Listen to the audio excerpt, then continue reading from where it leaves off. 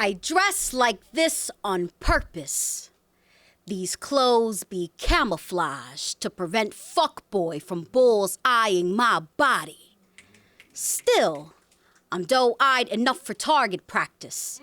Enough to get taken to a taxidermist, mounted on a man's arm. He be running game. I be running game. He seen me down the street, trailed my steps, said I smelled single. Man says he likes his venison fatty. Gives him something to grip when he wrestles them. Aim. Man says I'm sexy enough to see through his scope. Aim. Man says I can't wait to peel those fabrics off and skin you raw. He wanna bag me. Gimme that long rifle hanging between his legs. Man says he's just shooting his shot. And I have tucked every word known to man beneath my tongue. Man says, you bitch. Pray, puffs chest. Man says, I'll fuck you up. Pray, prepares to buck. Pray, shows teeth. Man says, that ain't what I meant when I asked you to smile for me. Smile for me. Fix that resting bitch face or I'll lay you to rest, bitch. Pray. Just wanted to take a walk down the street. Enjoy the breeze. Get a little fresh air to breathe. Woman didn't know she was a walking obituary today. Woman wanted to feel the warm wind graze her.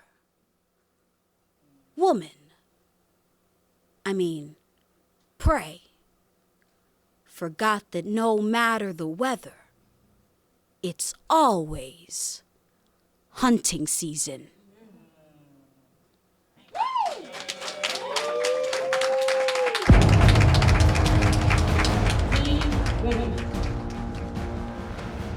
So my boyfriend started going to church again.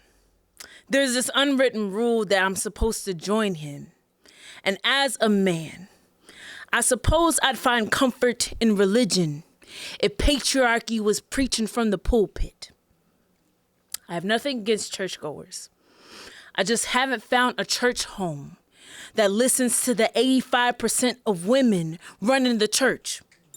Haven't found a safe place that doesn't look at me crazy when I point out God's purpose for women is more than child rearing and in the kitchen. How our importance is already present in the word is simply minimized through the eyes of men. I imagine I look at them like Abel looked at Cain, confused. What's so wrong with being exalted by God? What is drained from your strength to acknowledge our own? I have listened to reverends I know more than preach a gospel they don't practice. I've heard a defiled doctrine dance on tongues of song leaders swearing their psalms sanctified their sins. I have been silenced by sexted sermons because men determined 1 Timothy 2:11 demanding that we learn in quietness and full submission should apply to all women instead of wives. I've seen pastors condemn convicts, then pass pedophiles the plate. Seen them excommunicate the same gayness locked in their closet. Seen ministers master masking violence and passion while their wives hide the Bible beat into them. Seen preachers persuade his people to pay his way to paradise. And then they blame the devil. Say he fighting demons when I seen devoted deacons dip in DMs of single sisters seeking prayers. I have been named atheist by God-fearing narcissists. I have been instructed to marry men who love cheating as they love the church. I've had men drag my faith through their facade and name my worship unclean.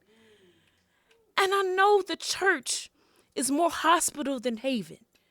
I know men are not the pinnacle of perfection, and I've tried to focus on the doctrine instead of false prophets, but men leading us to ruin be so exhausting. My boyfriend started going to church again, and I'm glad he found a church home. But I just don't feel safe in a congregation when my lived experience says I'll be sacrificed as a womb of secrets before hypocrites and hymns lead me to salvation.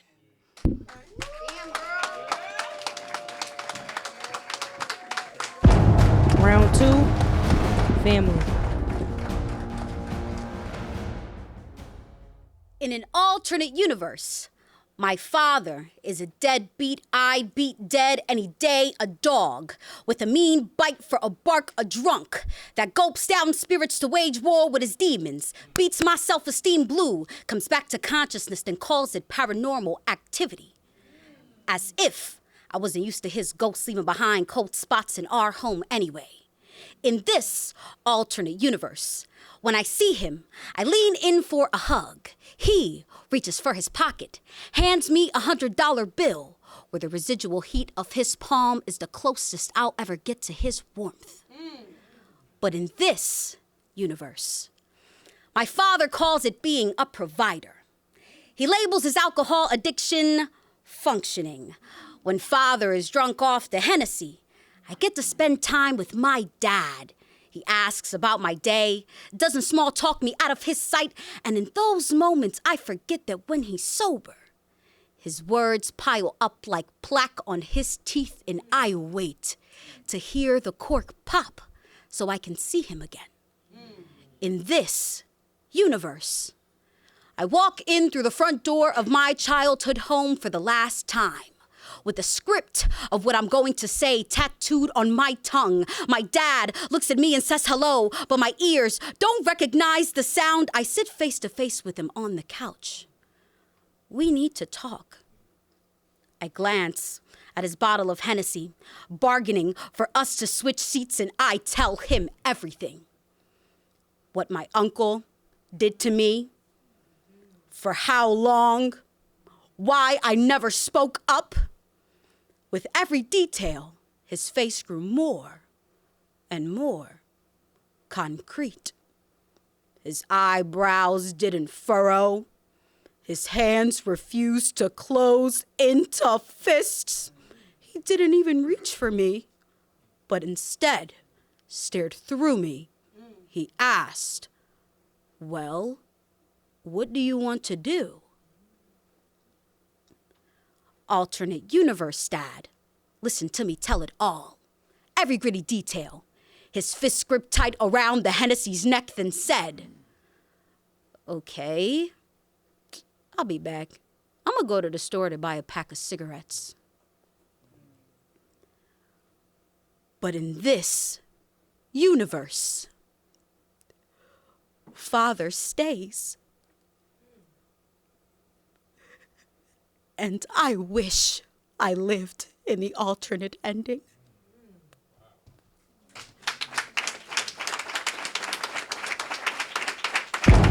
Round 2, family.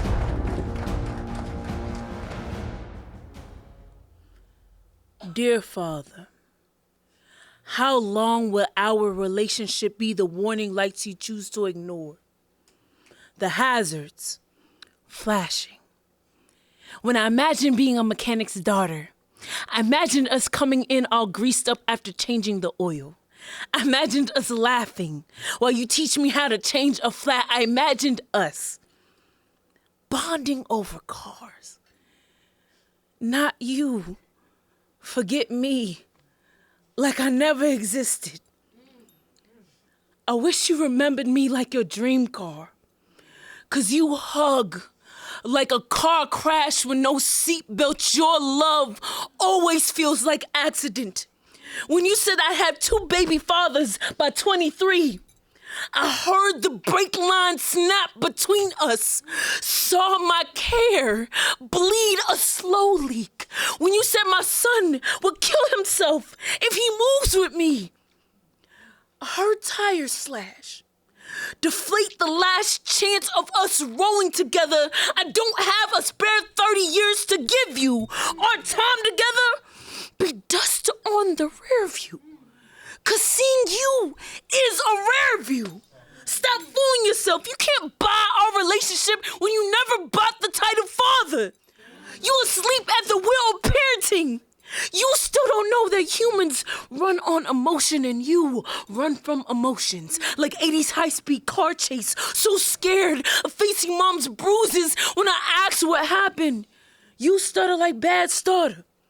Your alternator can't turn over time. Rewind back to Kraft Inc., the same job mom was on, and not detail Hispanic women in the parking lot.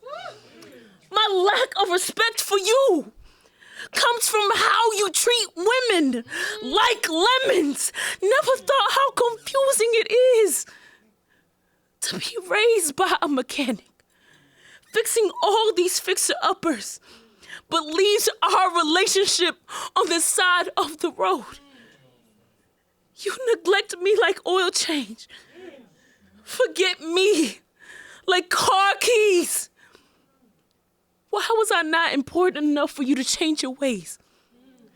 Why does God always give daughters to shade tree men bent on repairing everything but our belief in them? The last time I saw you, Father, your mind been slipping like transmission, and I don't even want to be mad anymore. But all I got is this junkyard of memories you didn't show up for. So, Father, of all the broke down cars you've towed, why have you never picked me up?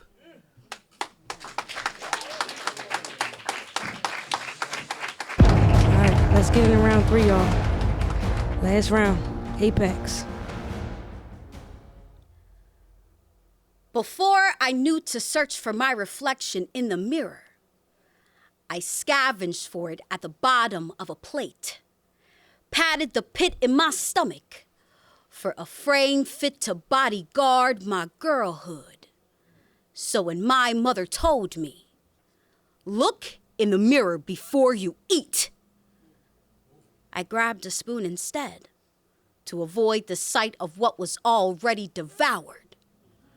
Bite marks covered my red zones, oozing no. But all they saw was an 8-year-old tipping scales too soon. They said I had to eat to grow. Big, strong, yet my size lived under surveillance. A stretch mark for every time this body braced itself, mama. Kept count of every grain of rice on my fork, but took my distress calls with a grain of salt. Forced me to find my footing on treadmills while ignoring the threat trail in my heels. This vessel outlined me in a barricade, shielded my defenseless frame caught in the crossfire of his hunger. So yes, I ate his anesthesia to avoid a dead end before 10. Yes, my mouth was a safe passage to filling myself before he could. My body, all loaded, knew my mind could not carry. They said I had to eat to grow. Until I surpassed target weights to avoid being targeted. What's a pre-diabetic diagnosis to a childhood chewed clean off my bones? I ate to starve the leftovers of lost innocence, to eat my way into a body armored with the belly for a shield, a double chin for a mask, thighs that screech thunder, arms wide enough to turn predator into coward. I didn't eat to grow. I ate for this body to be prepared for war. I swelled, I stretched, swallowed the sin of my size, spread my skin thin to survive.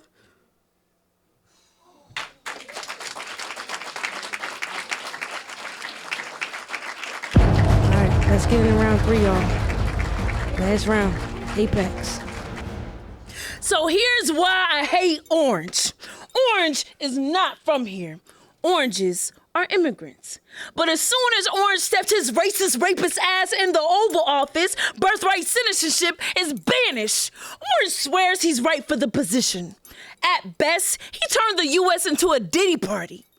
Orange isn't good for our immune system. Orange is immunity. Orange can't blend his Cheeto Puff makeup, but contoured our capital into Project 2025. Coons stay trying to Kanye their way into the Orange office. Nicki stuck her neck out for Kirk, says she Orange #1 fan, but chocolate covered Orange is disgusting.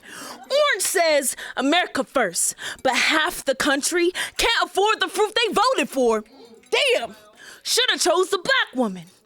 Orange swears he's healthy, but Orange is an acid, breaking down America's bite, leaving our freedom of speech toothless. Orange fields are self-pollinating, so Orange can go fuck himself. Orange is grabbing policies instead of pussies. Orange got the nerve to call us, teachers, unprofessional. And this motherfucker can't even read.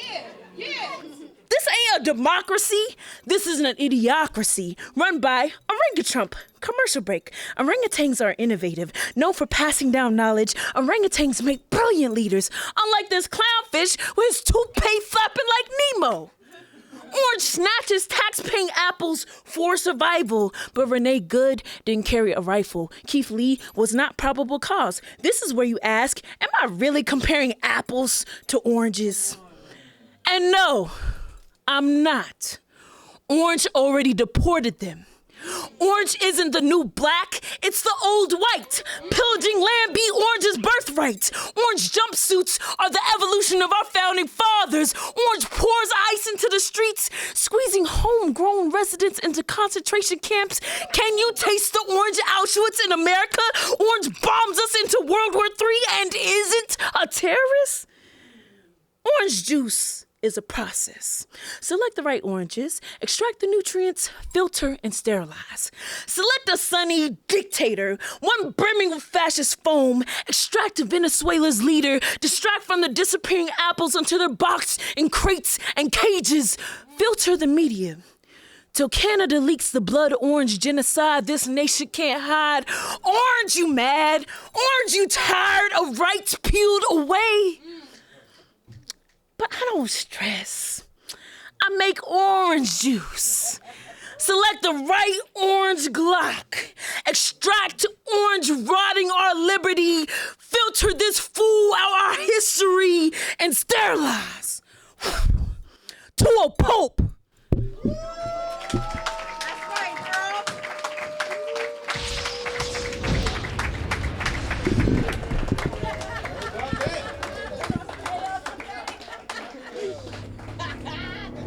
Come to the stage, ladies.